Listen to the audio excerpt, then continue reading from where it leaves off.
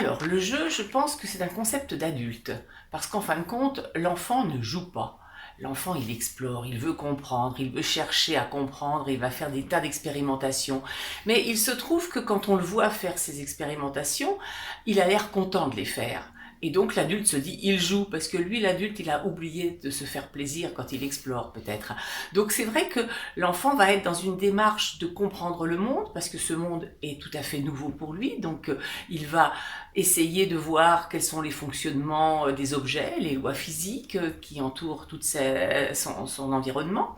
Et puis il va comprendre aussi les humains, qui sont aussi très très complexes et dont il faut qu'on comprenne un petit peu les mouvements et pourquoi les intentions et tout, pourquoi les humains réagissent de cette façon-là.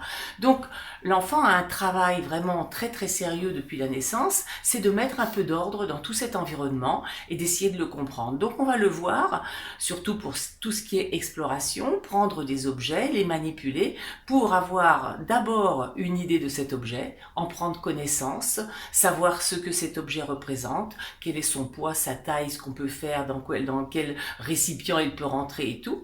Et il va avoir aussi besoin de combiner les objets pour voir aussi différentes propriétés, savoir si des objets plus gros peuvent rentrer dans un contenant plus petit, est-ce que les objets tombent, est-ce que les objets peuvent être cachés et réapparaître. Tout ça, ce sont des vraies questions d'enfants dans un monde nouveau pour eux, dans lequel ils ne connaissent pas encore tous les principes.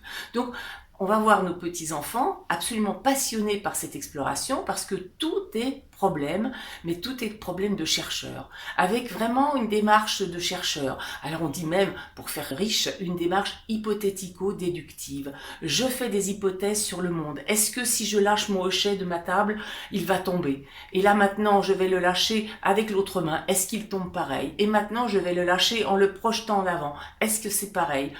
Un enfant va vraiment procéder comme un chercheur avec des variables à éliminer, à vérifier, et puis il va aussi procéder par hypothèse. Donc tout ce qu'on le voit faire, c'est évidemment très très sérieux, mais toujours on le voit faire avec un contentement. Et là, ce qui se passe dans le cerveau d'un enfant en pleine exploration, en pleine curiosité, c'est qu'il est en train d'avoir aussi dans son cerveau une activation de son circuit de la récompense, qui va lui donner justement du plaisir à explorer.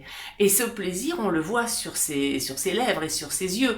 Il est content en effet parce que son cerveau est envahi de dopamine et lui donne un vrai plaisir d'explorer. Donc on a vraiment un cercle vertueux.